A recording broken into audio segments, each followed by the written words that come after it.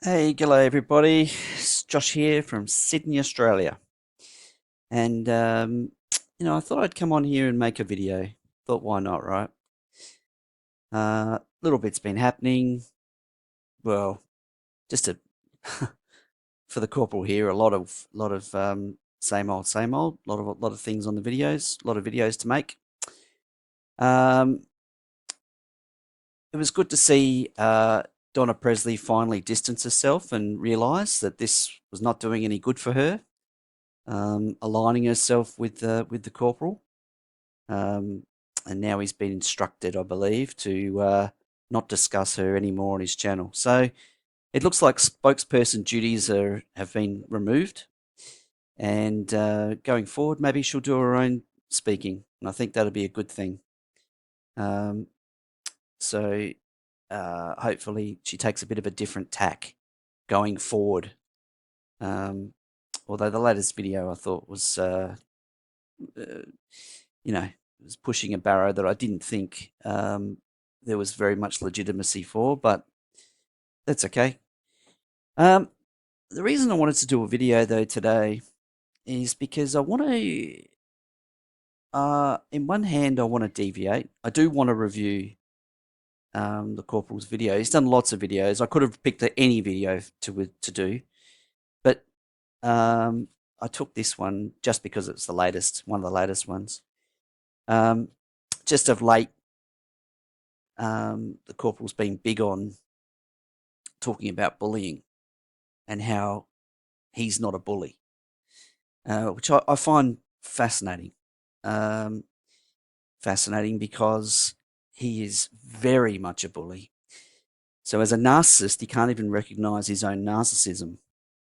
Um, you would think that you would reflect, and he does reflect at times, and he does do mea culpas. I mean, I think we've seen probably 3 times where he's really been brought to his knees, nearly lost his channels, um, changed his name, rebranding. That defending Elvis Presley fans want the truth, um, and come onto the screen all very downtrodden, and because things aren't going well.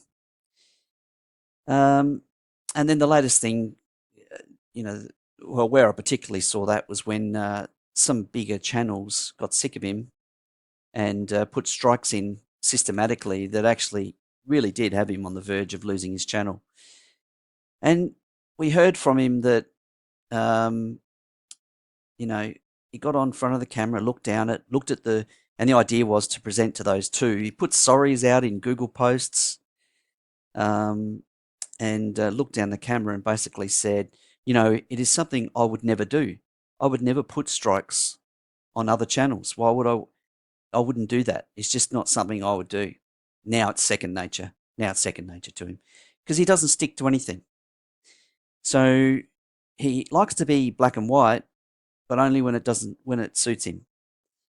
And that's why I raise these points, because he's now doing it attacking the books.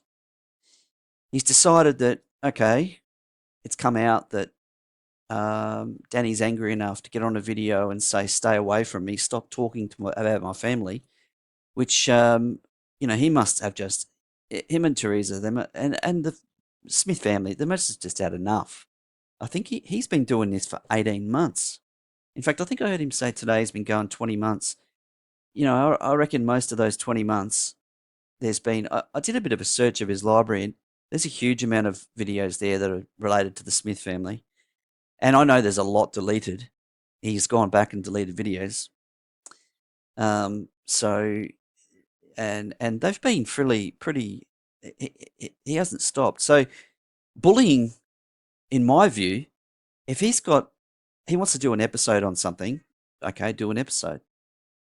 But when you do 1, 2, 3, 4, and then perhaps you do it for 2 weeks, where you continually badger on about points, which is what he's done with the Smith family, and not just them. I don't want to single them out because he's also done it with others. Definitely still bullies Rick A to Z. Absolutely. Calls him names, and because he considers the name's harmless, it's not bullying. So, but you want to call a guy who runs a channel, who, I've actually been watching his channel of late, and it's an uplifting channel. It's actually when I say uplifting, he talks about all manner of things. And yeah, he doesn't call him by name. He doesn't like the corporal. I'll give him that. But I mean, who could blame him? But, the guy wants to get to Memphis for the 50th. He's got to do some things from a health perspective. He's working on it. He's made a channel that people can follow him on. Um, and I've listened to a lot of it, and it's actually not a bad channel. I don't know. I'd seen I'd seen one previously, um, and I'm not actually in communication with Rick from A to Z. I'm merely saying this is what I've seen. So, um, and the bullying that I see he gets, he's just another one. But I could name several others. Spar Guy, some of the things he said about Spar Guy's channel. The name Wick Wham and how it's absolutely nuts. The things about the dojo that he doesn't like. Says he promotes the dojo because he mentions it to his small crowd, and says he promotes everybody else. Um, so Spar Guy was another one. The thing with Spar Guy is he was very careful because he knows Spar Guy will sue. He will go legally because he's proven that and won. So, um, you know, so I think he tread lightly there, but he certainly badgered him and badgered Trey Miller. Um, and there's been others. There's been others. There was a point there at Rare Rebels Photos, Joe at Rare Rebels Photos, where he just went to town on him. Very little came back from Joe um, from his channel from Joe Sins, but a lot came from all sorts of things. Starting at one point, that's right, he wanted to start his own insiders Graceland, and these are my insiders, and you are out. And he absolute theatrics and rubbish, and it was a lot of badgering. Now Joe is smart enough that he's obviously kept reasonably quiet about it, saw the banter, and just goes, well, that's just him. That's who the corporal is. Finally, whatever's happened there, and they've spoken, patched it up, but you don't see any real reference from um, Rare Elvis towards wanting to align itself with. And why would you want to align yourself with this?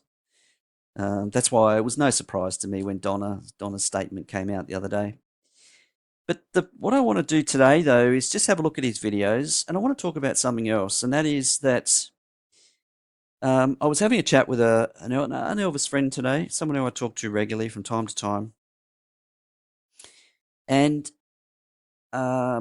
because something struck me that the corporal said, and it was about, he said, how disgusting it is, Elvis, the Memphis Mafia, and the Memphis Mafia book, how disgusting it is to talk about your friend for money, your friends for money, even as a cousin talking about Elvis for money. Now, this is my thought only, but I said to my friend, you know what? When you're dead, you're dead. You're gone. And as much as I keep hearing the corporal talk about what would Elvis say, what would Elvis think, the bottom line is the view that we take of our time on this world, we all know it's temporary. And when we finish in this world, we go to a higher, well, I say a higher plane, but we go to a place where a lot of the problems of us living on this earth are relieved. For those who are Christian, they believe they go to God. For those that are other religions, they've got, they go to, Allah, they go to, whatever. But you're relieved of the things in this life that can be a burden. Now, why I say that is because I honestly believe that the sort of person that Elvis was, just from my reading of different books and different things that have been said, there were plenty of times that Elvis lent his name to somebody else if they could use it to make money to help them and their families. There's been numerous times. Um, Now, that might have bitten him in the bum once or twice, but he was willing for that to happen. And Elvis' focus in life, and I'm happy, I'd love to hear what people think in the comments, but Elvis's focus in life was about spending the riches he earned on the people he loved, giving, giving, and giving to the people who didn't have or didn't have the ability to necessarily help themselves out of troubled situations. If he wanted something, he went and did it, no matter what time of the day or night. He didn't believe in waiting. He believed in if the urge took him, he'd go and do it. And anyone who reads some of these books and gets a feeling of what's gone on, Elvis of the Memphis Mafia, that goes to some degree of telling us that as well. He did what he wanted to do. He was his own man. And the guys were there. He wanted them there to facilitate him in that quest. Because someone who lives life like that isn't worried about the minutiae. They're not picking up nickels and dimes. He's going for the gravy every time. And what do I mean by that? Well, if he's driving past in Mississippi one day and he sees a property with a cross on it, and he goes, you know what, I want to buy that. I mean, it wasn't even for sale. And there's so much of that. There's a story Joe Esposito tells of when he went to go and buy an airplane, went to have a look at an airplane for Elvis. And he rings Elvis and says, hey, there's this plane here, blah, blah, blah. The guy's shown it to me. He said it'd be good for us. He said it would suit. Elvis goes, just buy it. Joe goes, what? Really? It's like 260,000 US, 275, something. No, he goes, just get it. Go and do it. He didn't, he lived life. He chose what he wanted to do. He was his own man. So when what I hear a lot of, especially on the Corporal's channel, is poor Elvis can't defend himself. Poor Elvis. Poor Lisa. Poor people. There is no poor Elvis. There is no poor Lisa. Lisa had tribulations in her life because the circumstances, the cards she was dealt. But I bet you if she got to live a life the way she wanted to live it, she loved going to Memphis.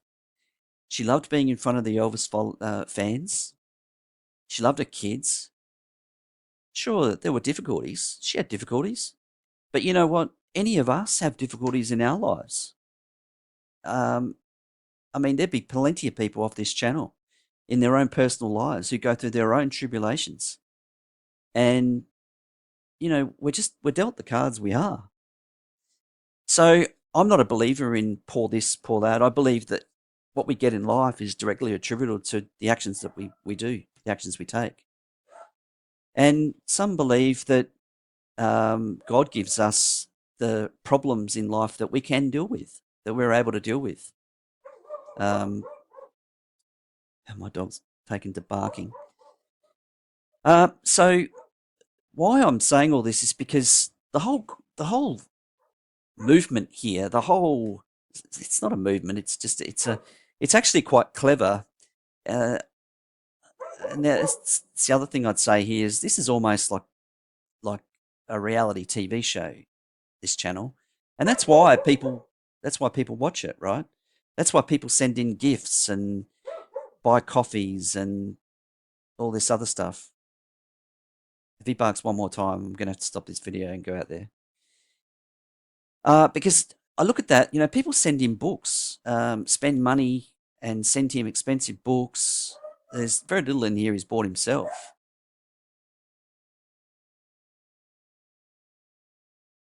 So to restart that video, can't have my dogs barking out the back of my office here. So, the other thing that I was going to say was that um, what makes me laugh is that aside from what's going on over here with the reality TV type series you're seeing here, I mean, if you don't think that's true and it's all about this defending Elvis thing, have a look at what's going on. I mean,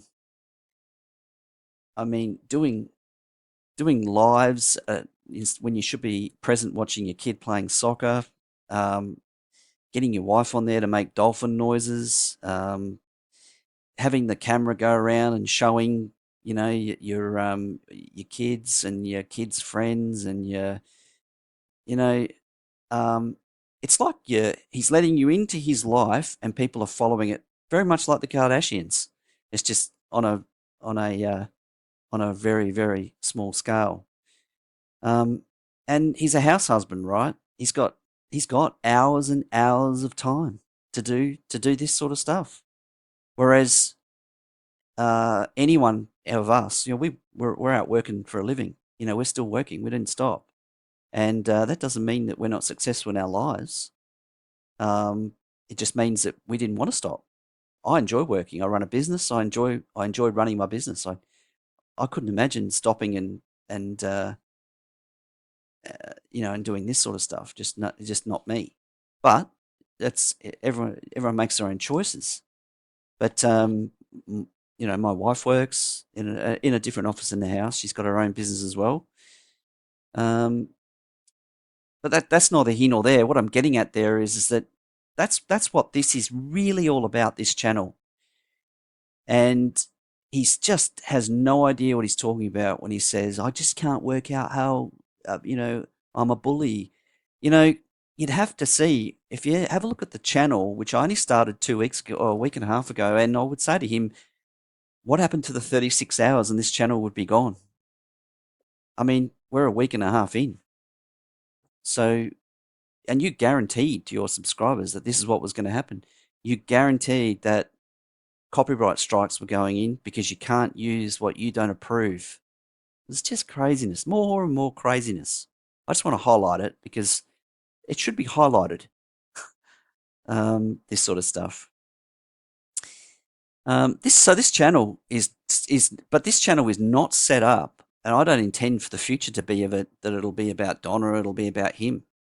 Um, he just happens to be right now my focus, simply because this is why I started it. Is because I saw this and I wanted to have a voice against it because I don't like it. I don't like what this guy stands for. And so, but I don't want to make it all about him because I've got plenty of other ideas and things I'd like to shoot. I'd like to share my opinions and see what people say in the comments and see if there is some common ground with a lot of the Elvis fans. Because sometimes, you can look at some of the people like, this channel, let's say, and the Elvis fans and how they talk about defending Elvis and how he can't defend himself and how, um, you know, that I've already said it, the poor Elvis, the poor Lisa. But, you know, I don't want to I don't want to look at that and look at those comments and think I just don't want to think that that's the majority of Elvis fan, because I'd like to think that not everyone is just talking from the heart, that you're also thinking about what you're saying. And you know, there's actually a book, and I can't recall which one it is exactly, where Elvis, someone says it. I cannot remember who it was, and hopefully, maybe if you remember in the comments, where Elvis used to care about the people that used to hang around the gate. And he made a comment, and, you know, maybe it was Linda, but he made a comment that he was worried about them because he didn't want them spending all their time worrying about what he was doing. And he wanted them to go live their lives, and that they shouldn't be missing out on their own life while they're sitting down the gate there at all times of the night, which is just incredible to me. But people did that, hoping they'd catch a glimpse of him. And I think he found that really tough to understand. I think he would have loved it. I mean, it's huge praise, but there is certainly in a book I have read where that has been referenced, because it's very poignant, because it said to me that he recognised that it's a waste of time to spend all of your time idolizing someone. and just talking about them and worrying about what they're doing all the time because you're not living your life. People should be living their lives. We enjoy, um, we come together as an Elvis community and we can talk about, see the new movies, see the documentaries, all that sort of stuff. But idolizing someone is just never good because that, for one, they can't live up to that. They're not a god figure. And we know that Elvis struggled to live up to an image. For years I used to hear Elvis didn't drink or smoke. But, once you read a lot, you watch things, Elvis did smoke. He smoked cigarettes, he smoked cigarillos, and he would smoke regularly. Smoked on movie sets, smoked when he went out, smoked at home. He smoked. Um, there's many of them have told of instances of where he had something to drink, where he drank. Not a lot, but not a lot of instances, individual instances. It wasn't really his thing, but he did drink. I was a huge fan, and just as we all are, loved his music, the look, his the feeling in his songs. Man, I've played his songs many times when I'm in particular moods. Um, but I'm a realist about how things went. I'm pragmatic, and that is the reason why I honestly believe that the books that were written for a reason. And I don't think Elvis would have any issue for people who, when he died, who needed to earn some money, tell their story, their perspective, their time with him. So when I hear, the corporal talk about and make judgment and say this is disgusting or that's disgusting and shouldn't have Dave Hebler at the dojo, the things that have been said in this book are horrible. They're trashing, using language that, words are bullets, right? And you're using language that is emotion. It's fueled with emotion. You say someone's trashing someone else, that's emotional. When you say this channel was set up to hate Donna Presley, that's emotion. That's attaching emotion to a decision to create a channel and present information that's on the internet. So I think we have to realize that as a community, Elvis community, what this guy's doing is nothing different than what Kim Kardashian does, except she does it far more successfully and also does it with probably a hell of a lot more diplomacy. Um, and yeah, I just wanted to say that out there because what we're going to get now, this is his next bent, right? What we're going to get now is he obviously wants to stay off the Danny Smith a little bit in some ways.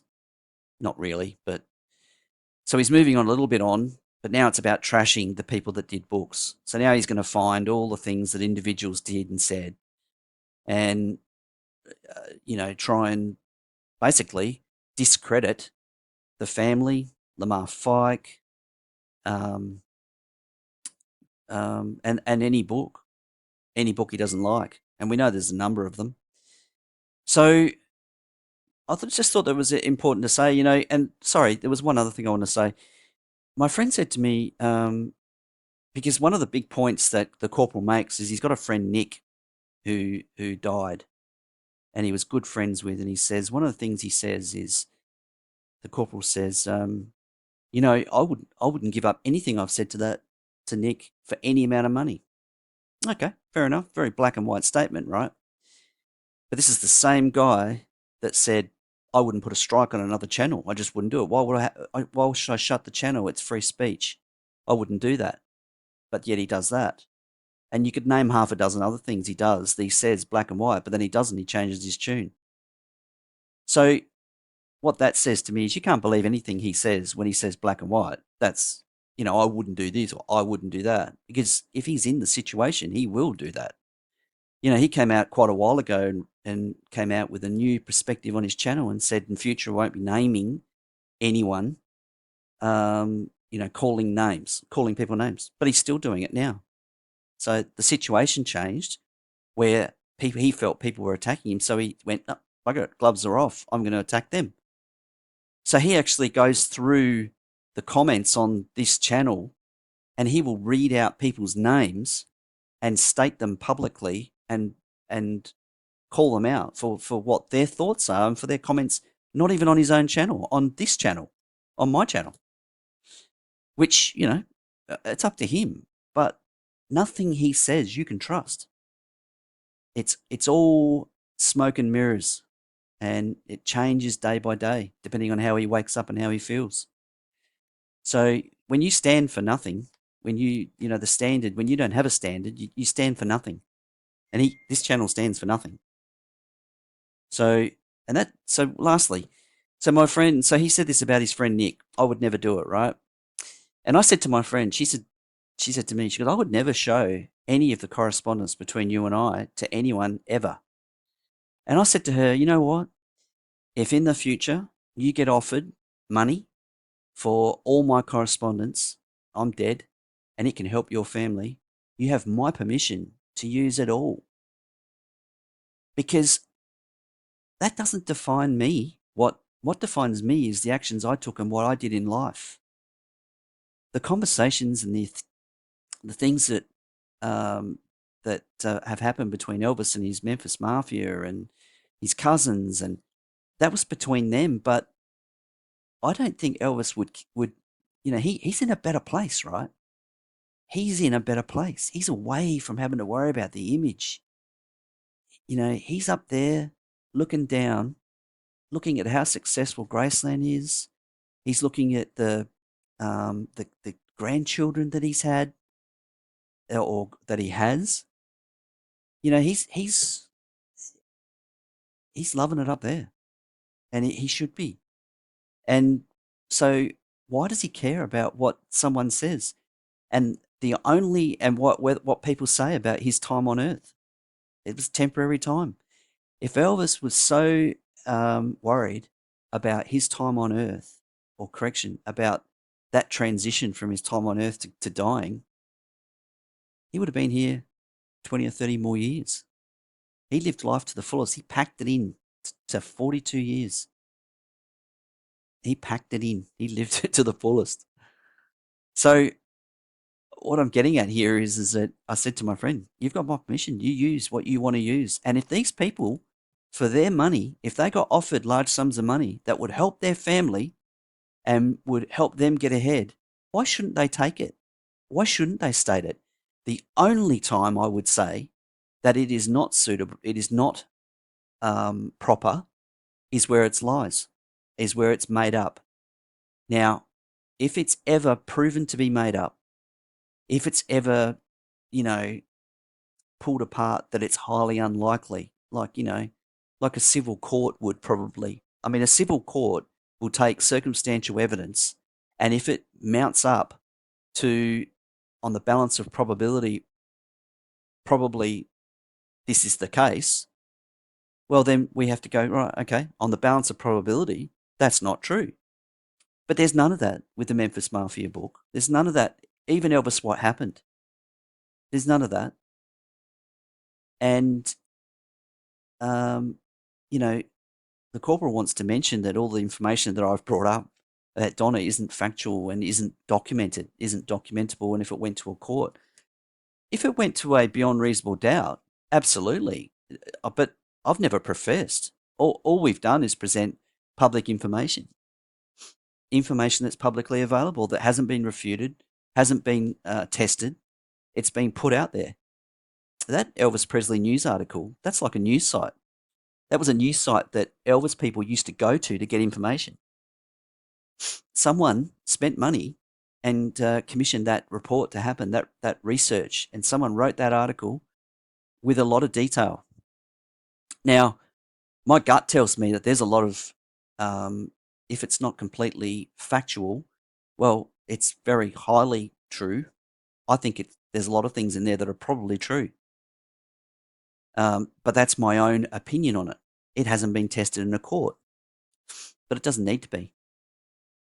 So I wouldn't be surprised if it went balance of probability and someone did a civilian matter. I wouldn't be surprised if you put all this together that this could be put together. If you went back and got the people who were in that bank and people who had that house and that they went and lived on the third floor or wherever it was and redid up. If you went and, I mean, we already know there's stacks of Elvis fans, and I've got several emails where Donna's been selling locks of Elvis's hair with her book. I've got several emails about that. Photos. Now, what's the chances that Donna was actually selling locks of Elvis's hair in 2097 when the book came out? This guy said he reckons that he got the book around 2000 from her. One guy. So, and not only that, there's been other things that Donna's certified. A hairbrush. You know, I mean, I could bring it across, which I'll just do now, and you can make the decision. Look at it for yourself. You know, there's this stuff, hairbrush, and sorry, I'll bring this across. See there. Hair DNA, Graceland. LOA is something of authenticity. I don't know what the L means, but you know, there's plays on words, right? When this gets to auctions. But here's Donna saying that one of Elvis's girlfriends gave him Elvis's brush. Well, Donna, tell us who the girlfriend was. What's the story behind the brush? Is it legitimate? Be interesting to know what it sold for. I don't have that information, but this is just one. There's several of this. You know, there's one where I saw some cushions and Donna and Buddy are down for writing some letter saying this came out of such and such room in Graceland. I mean, how did Donna get hold of these items? I don't know. But, you know, for someone, I just find it interesting. And there's a lot of this stuff, right? When you look online, there's jewelry. I saw another one with jewelry, but you know, this one isn't about Donna. But I will say this: that Donna, it's a positive, and I'll say this to Donna: it's a positive that you're moving on from this person as your spokesperson. Absolutely. You know, you know, as far as you know, you've addressed enough, and there's no need to go any further. I think that's craziness. You haven't addressed anything. You've just you didn't address any of the things online. And I can tell you now, if you want to change your perception, you need to address those things online and tell us what's legitimate and what's not. You've just said little things through this spokesperson about bankruptcy, which is a big thing. But you know, the detail to that is actually contained in that story.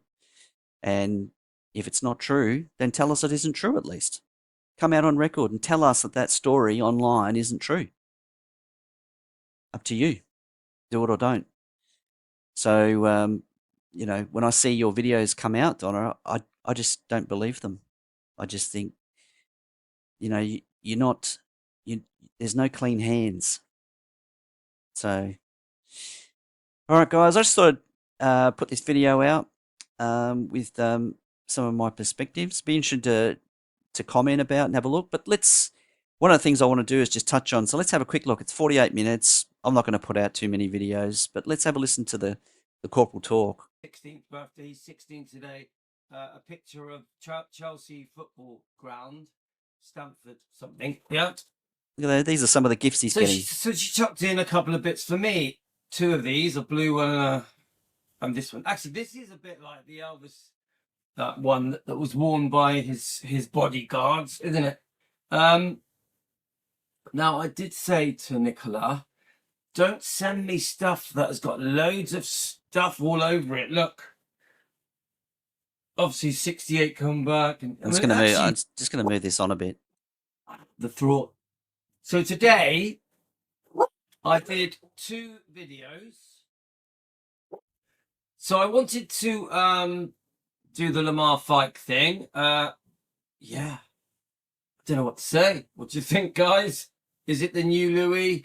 I'm sure I'll get some trolls giving me some nasty comments. So obviously today, I did 2 videos. I really, really went out of my way today to show you guys, to show the trolls, to show the channels that are against us. It could be Memphis Mafia Kid. It could be Humpty Dumpty. the type of bullying that we're getting is extreme. And I just want to say, when he talks about this, because what he's going to do is he's going to use all the comments that are on my channel and how 90% of them are negative. And there is something like 200 comments on there. I mean, and I just let it go, right? Anyone can comment on there. I let his channel people comment on there. I've not stopped anyone. You know, I just don't see a need. Feel free. You self-moderate, right? People, if they want to get, you know, too bad on there, well, people will just stop talking to them, won't they? People will just learn to ignore them because that's what we should do, just ignore bad behavior. So, um, straight away, though, he's into the bullying thing and, calling someone a name, Humpty Dumpty. I mean, how offensive is that? I wouldn't like to be called Humpty Dumpty. And he just, but it's not bullying, right? It's not bullying to name call people continually. Let's go. And let me tell you something. Some of you might say, well, you're calling him Corporal. Well, he actually said on this channel that he likes being called Captain, right?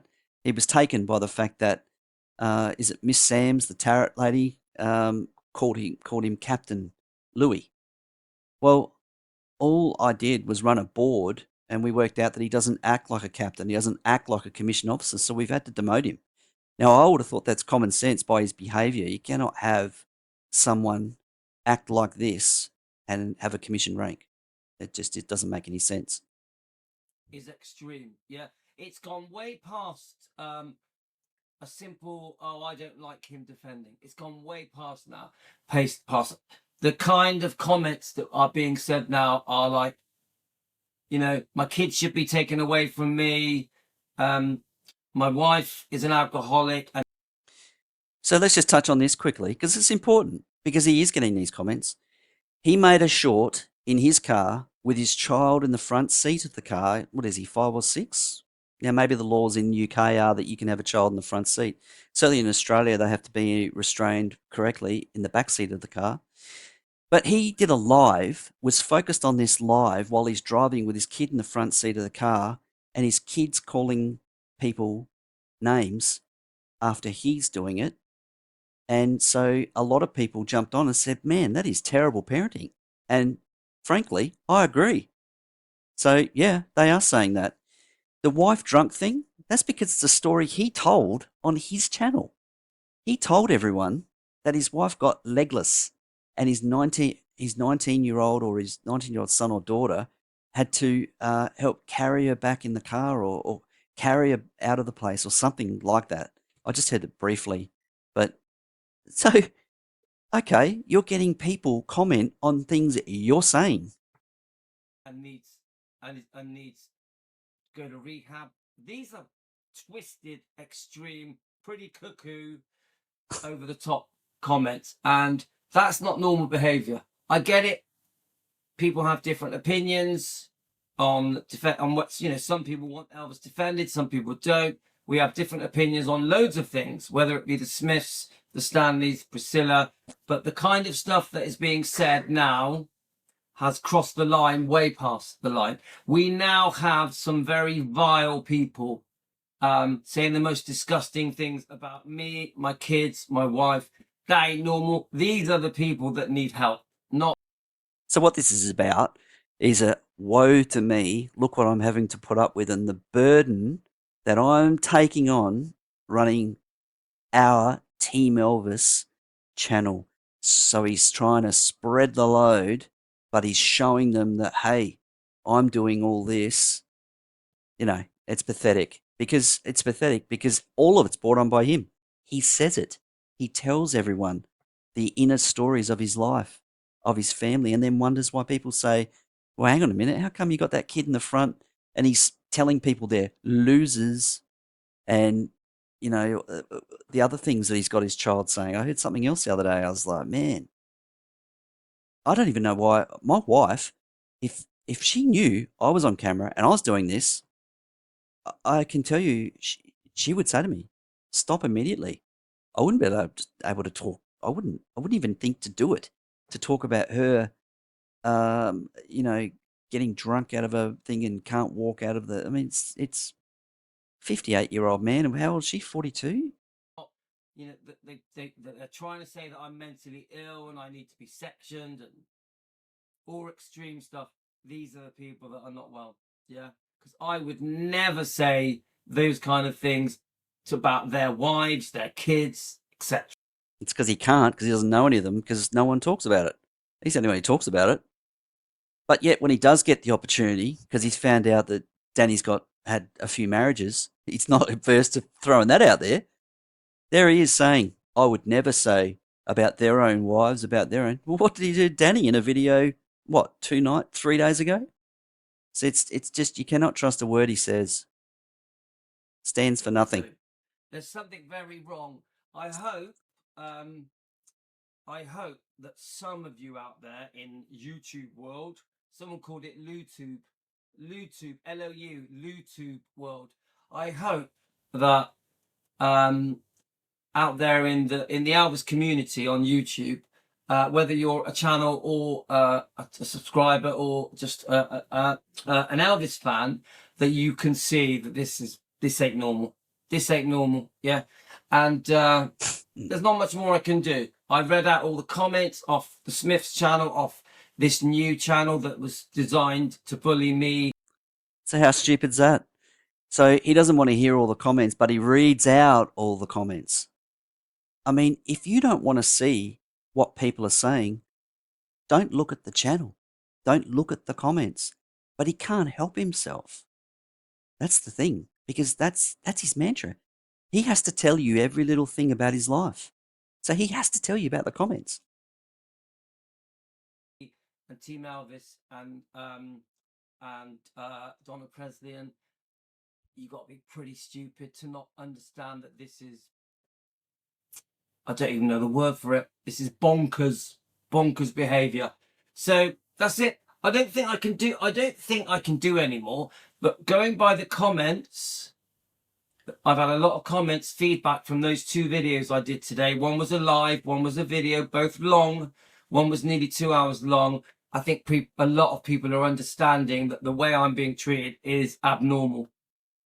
That's what happens. This is the attitude you take when you listen to yourself inside a vacuum, which is what he's doing. He's listening to his own subscriber base on his videos, tell him, oh, Louis, you shouldn't be, they shouldn't say those things about you, because they're all, because they're all reality show watchers, right? They're all got their popcorn just watching. They're all enthralled by it. Abnormal. It's a massive overreaction just because I want to defend Elvis. I never understand it. So guys, before I go to bed, I thought I'll quickly read out the Lamar Fike thing that I pieced together this morning. I was going to do it early this morning, but I was so annoyed by how we're being treated by these bully. I'm gonna keep moving it always on. the same with me. Standing up to the bullies. It's always that with me. The comments I get are absolutely disgusting. Yeah, I can hear the kids screaming. Still going. Okay, I'm going to keep going. They're banging away, screaming away, but I don't think you can hear them. So let me just start reading this. Yeah, now I'm reacting to this. I sort of pieced it together. I had help. Let's just go with it. But I'll be straight with you. I'm not a fan of Lamar Fike. I'm pretty horrified with Lamar Fike. And I do know the history of Lamar Fike, the good and the bad. I do understand there's good and bad. I think it will be in this. Judge and jury again. But I am absolutely disgusted with this book. Even though there's lots of good things in this book, there is disgusting things in this book. Billy Smith, Lamar Fike, Marty Lacker. Okay? Many of you haven't read it. Many of you don't even know it exists. Many of you are completely blinkered and have no idea what's in that book. You will have a shock when you read that book. Yeah. Now, as I said, there's a lot of good stuff. Remember, Elvis's first cousin and close friends, Marty Lacker, Lamar Fike, wrote that book with the publishers, etc. So,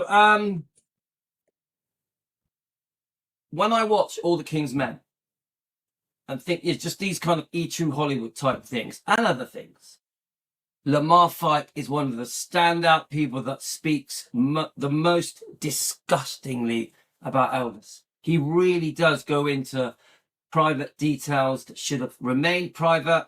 I think some of the things that he says are sensationalized, probably to get a higher pay packet, to sell more copies, to more tabloids, more books, to more viewers on the documentary. It was a cousin done to Elvis's reputation going way back the 70s, isn't it? Yeah. And onwards all the way through the 80s and 90s, etc. Sorry about that. I hit the forward without thinking. Look, Lamar Fike. Billy Smith has covered Lamar Fike. They've all said the type of character Lamar Fike was. Elvis knew the character Lamar Fike was. He was witty. Sometimes he could be a bit off colour. But they all loved him. They were his friends in the mafia there. Elvis was with him actually quite a while, and still stuck him around. So, Louis, are you saying that Elvis is a poor character in choosing his friends? Because he chose Lamar Fike. So let's hear what he says. Is unfixable. You can't undo it. As Joe Weishanger says, things were said that can't be unsaid. Yeah? So, yeah, let's read it. So Lamar Fike. It's funny, he's happy to quote Joel Weinshanker on that because he can relate it to his topic with Billy Smith, but you won't see him on his channel say that Joel Weinshanker said not all people with the last name Presley are a Presley. He won't say that. Like Elvis and the questions that won't go away. Why tell the most private stories? So this is one of the standout things, isn't it, guys? That things were said that should have been kept private. And the reason it should have been kept private is because it was friends, close friends. It was a cousin. It was Priscilla Presley, the ex-wife. Yeah. This is why. Yeah. If it was random people that were just trying to make money off a book, I'd understand it. But people that Elvis trusted, that he loved, that he was so good to, that he gave them a dream life that you could only imagine how amazing it was. The experiences these people had are wow, like wow. Yeah. Just being around Elvis, lucky them. And I know how kind and loving and generous and respectful and Look, he's very good at the theatrics and building a story, so he's building a crescendo to now hit with something. And I will be honest, I haven't actually watched this video, but I just saw the first couple of minutes of it, and I haven't looked right at what I should say is I saw the first couple of minutes, and then I haven't seen right into this, so I don't actually even know what he's going to say. loyal Elvis was. Remember, Elvis expected loyalty, but he gave loyalty, and he was very loyal to his circle. Yeah, and they were supposedly loyal to him. I actually think the more you look into it, there was a lot of double crossing, backstabbing, jealousy, envy going on with all these people. Not every one of them. Not with Charlie Hodge. So he says these blanket statements with no context. You know, I mean, they're huge statements to make, aren't they? Talking about Elvis' friends, and he's saying that some of them for 50 years, since the 50s, I was about to say, but yet he can't show us, okay, well, what event are you talking about? Relate it. What do you mean? But instead, it's a blanket, double crossing, lying, all the other things. Just rubbish. Not with Larry Geller. I think some were to a lesser degree were loyal. People like Jerry. But even Jerry, it's questionable. Certain things concerning Priscilla. I mean, this is Jerry Springer stuff, right? You know, it's just rubbish. He's got no evidence of anything with Priscilla and Jerry. It's all just rumour. And rumour that, I mean, Jerry's a happily married man. He's an 80-year-old guy. I mean, ridiculous. And sometimes when I watch these interviews, they burst out laughing. They say a degrading thing about Elvis and burst out laughing. I don't like it. They know damn well that if Elvis was still alive, He would have kicked their ass. He would have told them to shut up. He would have been horrified by the things they were saying. And there's Well, they wouldn't even be there doing that, would they? If Elvis was alive, they wouldn't be sitting around a coffee shop doing talking about Elvis because he's gone. So that's a, he doesn't know what Elvis would or wouldn't say. He doesn't know what Elvis would or wouldn't want. there's no way they would have said it if he was alive. No way. No way. So anyway, Back to the image again. Fact-based deep dive from defending Elvis' point of view, because obviously my reviews will always be on Elvis's side. Okay, so when I do all this with, we get a bit of help. I do it from a defending point of view. Yeah. Now, if you don't want to defend Elvis, it will be seen differently. Right. Let's have a look. So before anything else, the post is written with a core principle. Elvis can't answer back. Yeah. And I keep saying this. And remember, this information I have fed into ChatGPT. Yeah. I know that people try to insult people that use ChatGPT. I don't use ChatGPT all the time, but it does help piece things together. I give it a lot of the information. It gives me some information back, and we sort of go back and forth. In other words, I put a book into ChatGPT, and then I ask it, what did Lamar Fike say in the official Memphis Mafia Group book, and it tells me, and then I read it out online, poorly. Until I feel that it's okay. That's how I am with it. Okay. So, of course, I tell it we are defenders. It's very clear. Yeah. So when private, intimate, behind the closed door stories get told years later, we have to ask two things at the same time. Is it documented fact or someone's memory or storytelling? It's funny that, because this YouTube channel that was set up to attack Donna Presley and discredit her, this is what I keep saying. Where are the documented facts? Here we go, right? This is how good his focus is. This is about Lamar, and now he's found something in his memory because of that personality disorder. Something's gone ding in his brain. Documented facts. This is saying it. So now I got an opportunity. Where's the criminal convictions? Where's the criminal record? Where's the court? Where's the court papers? Nothing. There is nothing. And that is why that channel has no credibility, because everything it reads out is fake news. And poor Donna has had her reputation damaged by a stupid little channel that had no credibility and made a complete fool of itself, apologized and admitted it was all fake news. Right. Even if it might be true, was it right to tell the public? This is the other thing I keep saying, guys. Yeah. Two things. Private means private.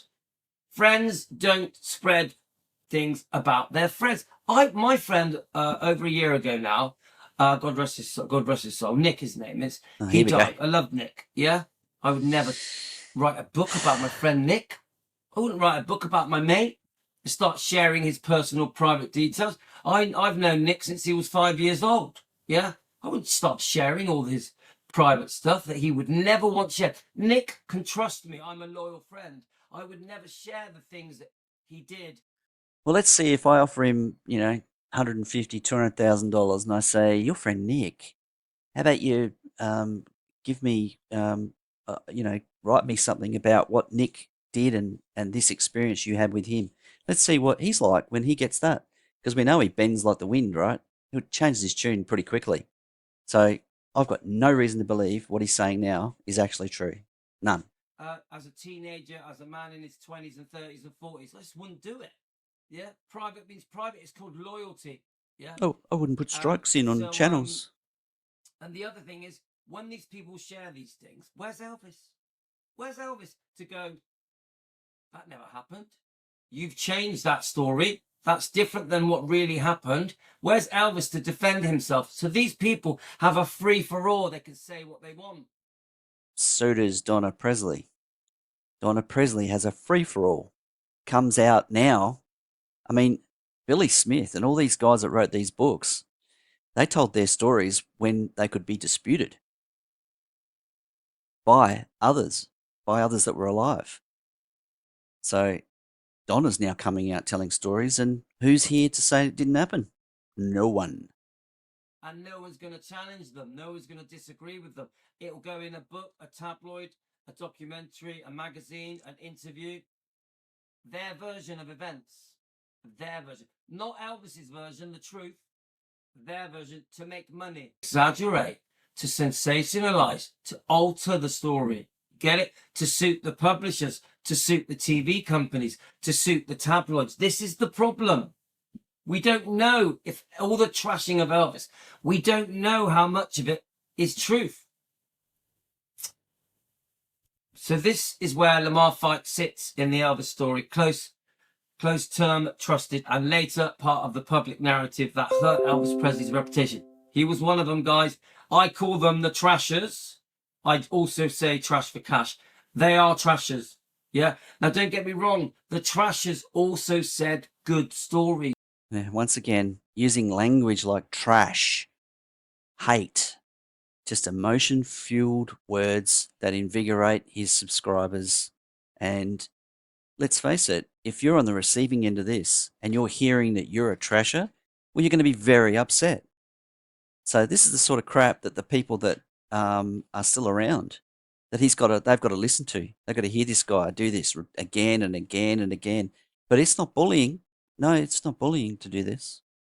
The trashers also said nice things. It would be like 8 nice stories, 2 bad stories. 8 nice, 2 bad. That would get payday. Payday. Get it? And yes, Billy Smith was one of them. Yeah. Lamar, who is a cousin. Lamar Fike, Marty Lacker, and a few others. Okay?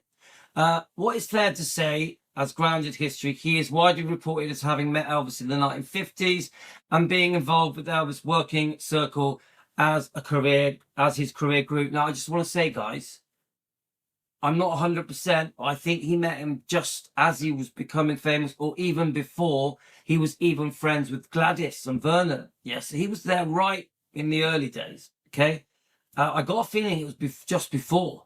Yeah, you put it in the comments. I'm no expert. I will always say this. I'm not a researcher. I'm just an Elvis fan in his kitchen having a chat with you guys. Okay, so what is fair to say, as grounded in history, he is widely reported as having met Elvis in the 1950s, being involved with Elvis's work in circle, and as his career grew, he repeatedly described.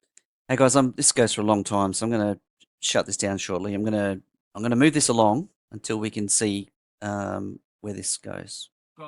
As doing around him, it made him feel safe, and we must remember. So when you discuss Elvis now to anybody in any country, they will say some disgusting things about him, but then they will also say, oh, but he was a legend, you know, he was amazing. Epic is going to remind us all how fantastic Elvis is. Epic is a defending movie, trust me. When you all get to see it, I've spoke to quite a few people now that have seen it. It's going to blow us all away, and it is a defending movie, yeah? Movie, docu, whatever you want to call it. We all love Baz Luhrmann, don't we? We all love Baz Luhrmann for bringing this to us, yeah? This is the biggest thing. The tell-all era, when private life becomes content, here's the key point. But we have to also understand that Elvis also genuinely was getting sick. There's a possibility that he'd inherited genetically serious health problems as he got older. So it's complicated. He had chronic insomnia. He had serious health problems, yeah? In a lot of pain, yeah? Could you imagine not being able to sleep, but being overworked? We have to think about these things, guys, yeah? We have. You know, I'd be interested to hear, Billy's perspective on some of this stuff. I don't think I ever recall Billy talking about it too deeply, and I don't know, maybe he doesn't want to. But I've got my own thoughts about all of this. So it's an interesting topic of what he's talking about here. But the bottom line is he refuses to believe that there was any prescription abuse. He doesn't. He goes, no, it was all about pain and it was all about things. So I have an open mind to these sort of matters, and I'd be interested to talk to well, I think we all know there was addiction was prevalent, but I'd be interested to hear from his perspective on things, because certainly when you talk to all of the, when you not talk to, when you see the documentaries and you see these guys, Memphis Mafia guys, talk about it, it's not all about pain. So Have to get a rounded view of why Elvis took so many prescription medications, why he relied on them so much.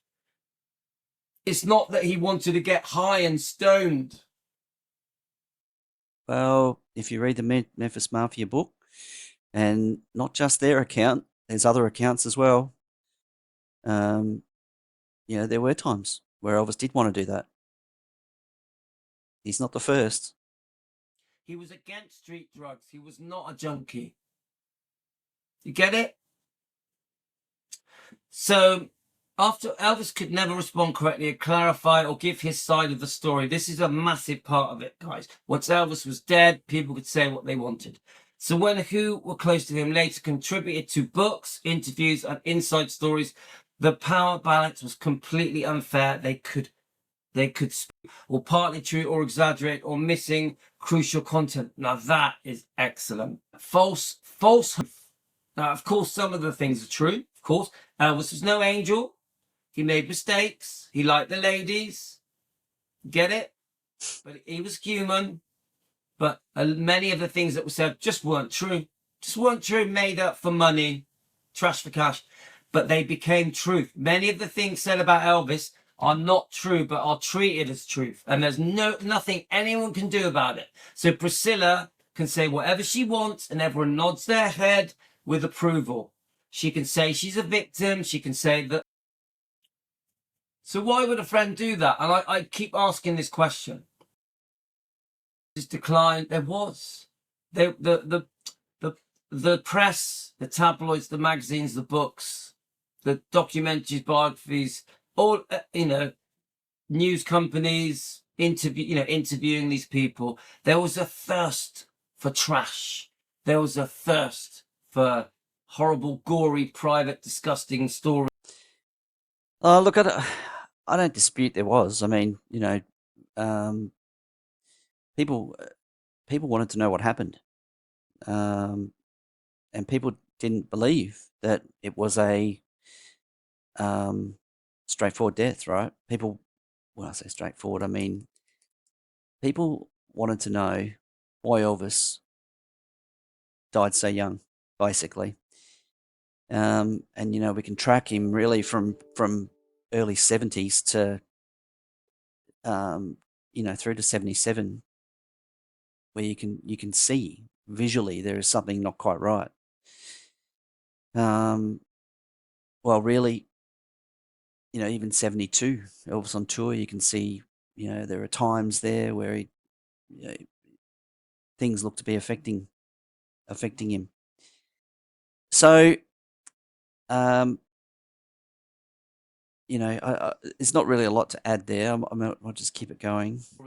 So the more twisted they were, the more money was on offer.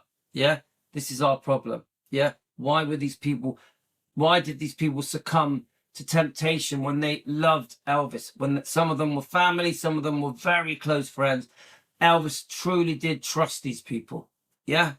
So, of course, it made large amounts of money. Maybe it made them feel more relevant, more important. Maybe there was grudges. I keep saying this, guys. Secret grudges that may be still lingering even now in 2026. I wonder. Just recently, David Stanley was releasing the profile of his book. And it was a disgusting profile. Yeah. Another trashing book. Another Elvis, what happened?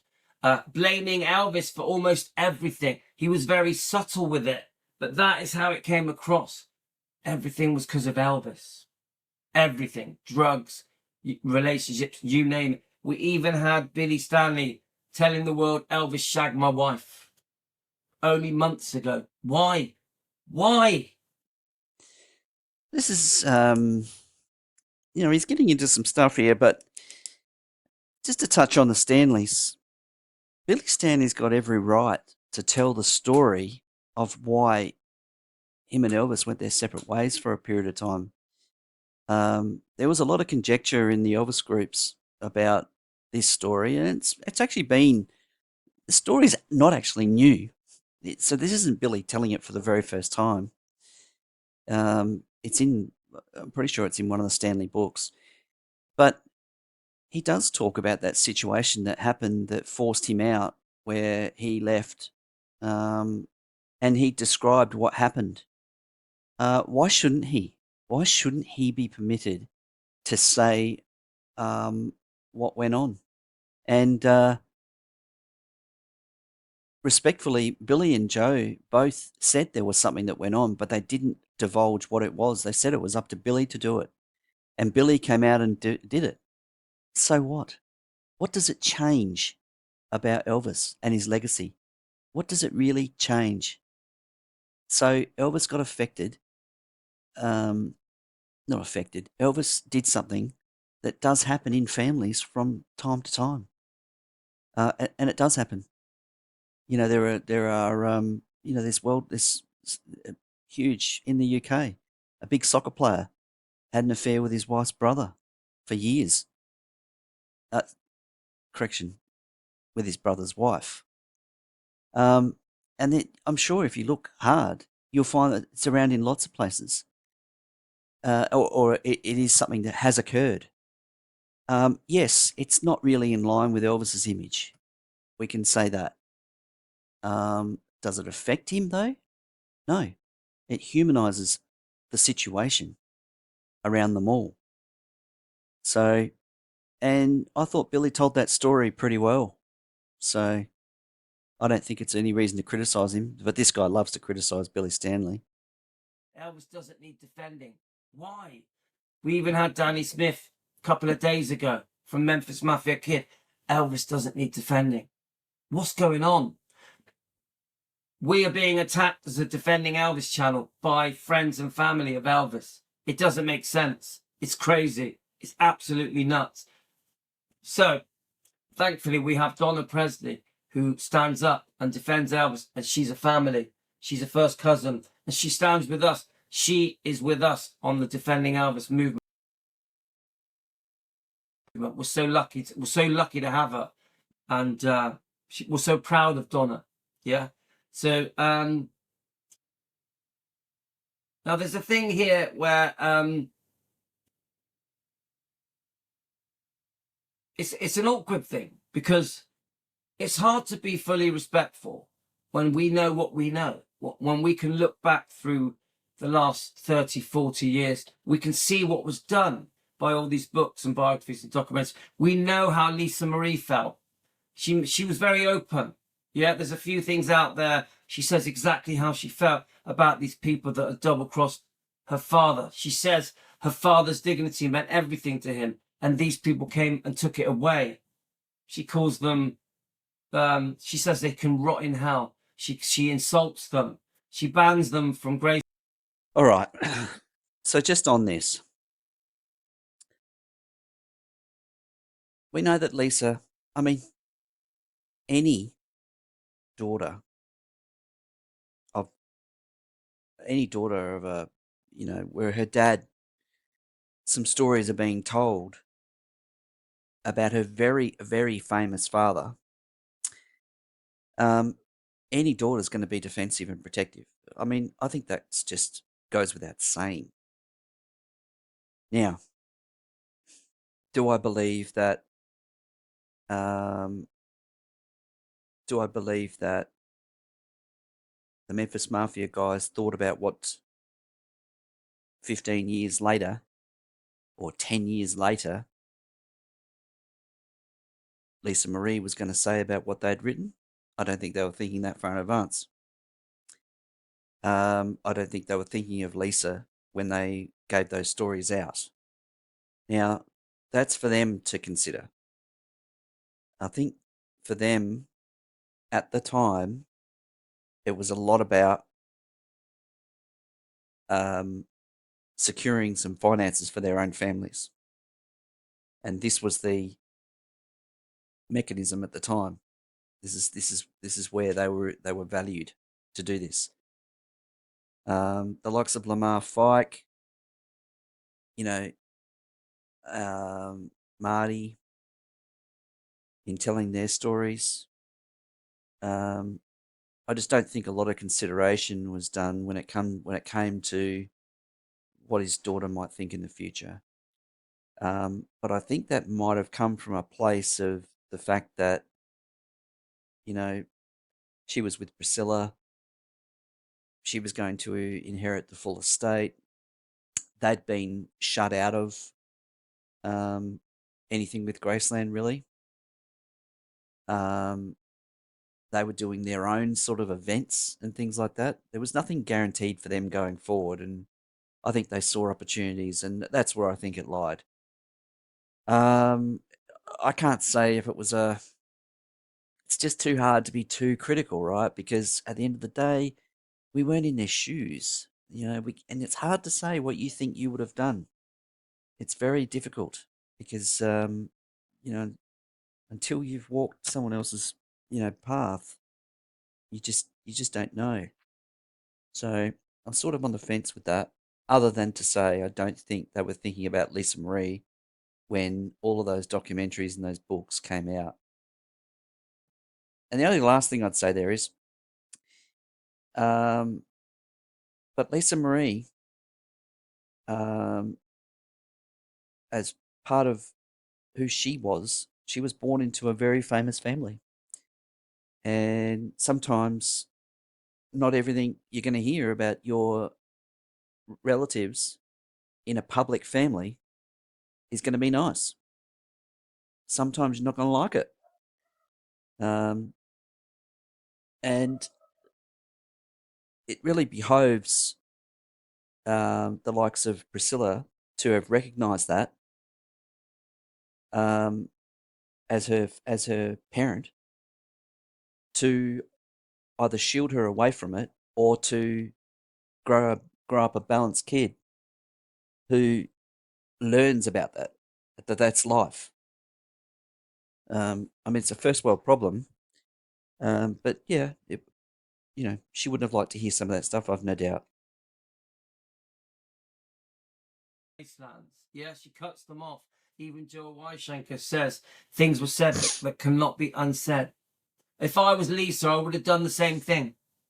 If I was Lisa Marie and I knew the disgusting things that these friends and family members did, whether it's stepbrother or cousins or ex-girlfriend or Memphis Mafia, I would have done the same thing. I would have cut them off. I would have said, I hope they rot in hell, like she did.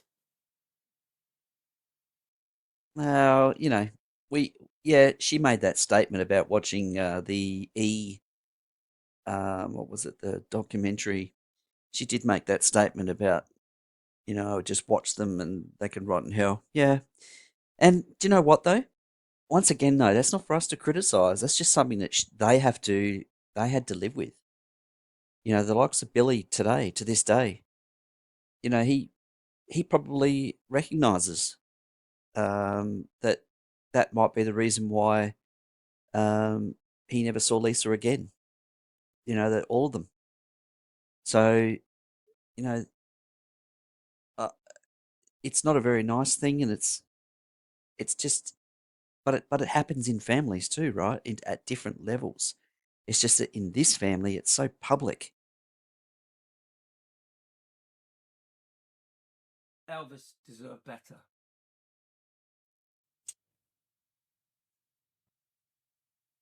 The problem we've got is Elvis can't respond to these terrible things that were said about him. He can't explain it. He can't jump up and go, do you know what? This is what happened. He can't say, look, you're exaggerating. This is how it really happened. He's not with us. He's not with us. And this is where we step in. Team Elvis. No, this is where stories that people have told need to be collaborated by others there. And this is where I come from. At the start of the video, I said a little bit about, I think when you're dead, you're dead. You get your time on this earth.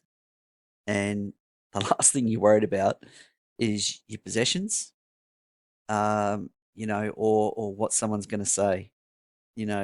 in conversations. You're not worried about that. You're worried about the fact that you're passing on and you want your family to be all right and you're going to a better place. And I just don't know. I just don't think that Elvis is looking down going, you know, this is all the worst thing in the world. I mean, if you're Elvis looking down at the moment, yeah, there's some trials and tribulations going on, but his fan base has never been bigger. He is loved. Twice a year, people making these huge pilgrimages to Memphis to go to Graceland. I mean, if he's looking down, he's thinking, yeah, man, I did a few things all right. And he did. And that's how I like to think of it. Defenders, Elvis fans around the world that have been screaming to defend Elvis for decades. Now, finally, we have some defending Elvis people around. I like to think, Team Elvis, our channel, Defending Elvis, we're a big voice for the defending voice of Elvis. And we can discuss these things to help clear Elvis's reputation, to just clear things up a bit, ready for future generations. Isn't that what we're here for? Many Elvis fans now are 50, 60, 70. This is all crap. This is all theatrics again. And I've spoken about this. The people that will look after this sort of stuff going forward in a meaningful way is EPE, Riley Keough, the family. Not a Facebook group or a YouTube channel with 50 followers. It's not just it is. It's not going to happen. But as an individual, and I think I've said this in a previous video, but I can't remember if it was the one that was deleted. I did say that if any of us see something that someone types into a forum, or if there's an article and we can put a comment on it, we can correct things as we see it. In his language, that's defending Elvis. But in his language, defending Elvis is going even further, and it's getting on a platform like this and, doing 5 videos about a topic and bullying the hell out of individuals who've written something. So it'd be fascinating to know if, why doesn't he go and look at some of the articles that have been written over the years and go and harass the hell out of the publications that printed them? Go and harass the individuals that written some journalist articles about Elvis and taking black man's music. There's quite a few that he could easily do, and he doesn't. He focuses on these books, and is it because he's right on the Donna Presley bandwagon, and Donna Presley's a first cousin just like Billy Smith, and is it because Billy Smith has so much more credibility in the Elvis world with his time spent, his name in all the books, his time, as an extra in a movie, all the things that he's done that Donna hasn't done. So Donna was 15 years younger than Elvis. Is that what's going on here? Is that why he's being critical now at this point in time after what's just happened in the last few weeks? I don't know. 80, even 90, and we sort of lay the foundations for the future of Elvis. Will be what the difference that we make as a Defending Elvis YouTube channel, Defending Elvis as a movement, Team Elvis. Thousands of people coming together from around the world. This will just waffle. We'll move on. I'm not having it. I don't care how upset they get. There it is. I've got into this. I'm not having it. The more tougher it's got, but also the more determined I've become, because Elvis deserves better. These people owe Elvis. Elvis gave these people a fantastic life, and they repaid him by backstabbing him, double-crossing him, trashing him. Yeah, whatever. I'm not having it, Governor. Making excuses for doing the book, Elvis, What Happened, blaming the publishers and Steve Dunleavy. It's not good enough. You just say sorry, you show remorse, you show regret, you apologize to the family and to the fans, then you move forward. That's how you get past this, even in your 80s. Oh, is that what you do? So is that what Donna should do? For her things that she's done? You're right, though. I think that is what happens. I think that the way to move forward from things is to acknowledge what's been done is to take it on the chin, make your apologies to you need to, and move forward. And you know, you can, when you make your apologies or whatever to the people that you need to make it to. There's no apologies needed to this guy. There's been words said that Sonny apologised. I think it was Billy Stanley said, that he never meant for the hatred and of what went on with the book. He never meant for it to turn out the way it did. He, on his deathbed, said that apparently to Billy Stanley. If what Billy Stanley said is correct, and I've no reason to think it's not. I don't know, but Dave Hebler's on the record saying he hated the book. He's had 40 years of it, and yeah, they have said. Now, I think there's probably an element of truth, right? That what they contributed to and what was published, there probably was a slant that they didn't expect put on that book that made things a lot worse for them going forward. I mean, isn't that what Donna Presley's now saying as well? Isn't she saying that she put things in and that the manuscript that went forward isn't what it is? But that's kind of different because, I mean, Edie Hand, her cousin, did the manuscript. She says she did it and says it was mostly Donna. So, look, the thing is, we don't know. We're not judge and jury. And personally, when I read Elvis, What Happened all those years ago, I wasn't surprised. I was a bit, it struck me, because I was so into Elvis's image back then, as a, I think I was a teenager. But, as you get older, you realize that, man, he was just a man, right? And, he did stuff and it's just life. Many fall into that sort of trap. Many. Yeah. Stubbornness isn't going to help this. So that's basically it, guys. Because if it's not on YouTube, it'll be on Instagram, it'll be on Facebook, it'll be on TikTok, it'll be on X. You're never going to close the voice on me. There we go. What happened? We'll say what happened. When we do Charlie Hodge, it'll be a completely different story, won't it? When we do Larry Geller, it will be completely different. When we do Anne Margaret, it will be completely different. But the ones that trashed Elvis, we will say what happened. And yes, it included the Smiths, the Stanleys, Marty Lacker. It is what it is, guys. We do this for Elvis. I'm going to post this live. I'm going to join. All right, it's all done. I did that mainly because that's his focus now. It'll be the Memphis Mafia. This is his comeback to go back to this book. Nothing he's covered in there he hasn't covered previously, by the way. This is just another repetitive look at the official Memphis Mafia book that he can spruik on about.